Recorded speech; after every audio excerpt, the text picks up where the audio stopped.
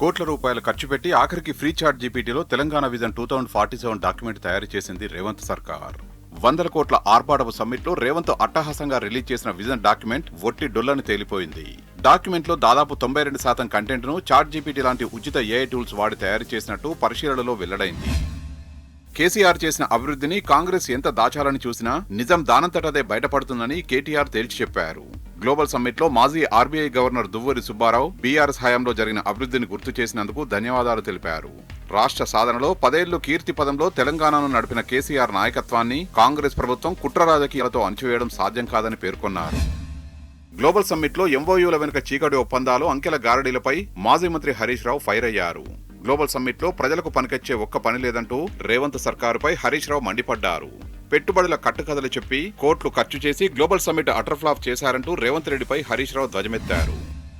రాష్ట్రంలో అసంఘటిత రంగంలో ఉండే డ్రైవర్లకు 5 లక్షల ప్రమాద బీమా కల్పించిన గొప్ప నాయకుడు కేసీఆర్ అంటూ బీఆర్ఎస్ వర్కింగ్ ప్రెసిడెంట్ కేటీఆర్ కొనియాడారు. రైతు కుటుంబానికి ధీమా ఇచ్చిన ఏకైక నాయకుడు కేసీఆర్ మాత్రమేనని తెగేసి చెప్పారు.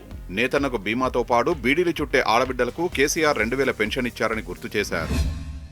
సూర్యాపేట జిల్లా తుంగతుర్తిలో కాంగ్రెస్ హత్య రాజకీయాన్ని సహించేది లేదన్నారు కేటీఆర్. ఓటమి భయంతోనే కాంగ్రెస్ భౌతిక దాడులు చేస్తోందని మండిపడ్డారు.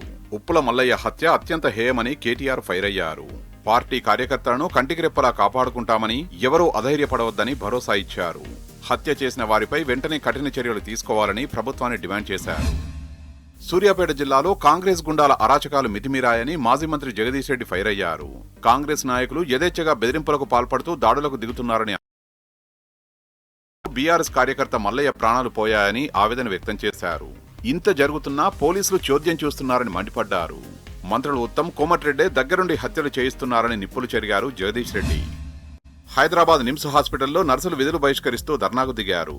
2 ఏళ్లుగా నర్సుల సమస్యలు రాష్ట్ర ప్రభుత్వం పట్టించుకోవడం లేదంటూ ఆందోళన చేపట్టారు.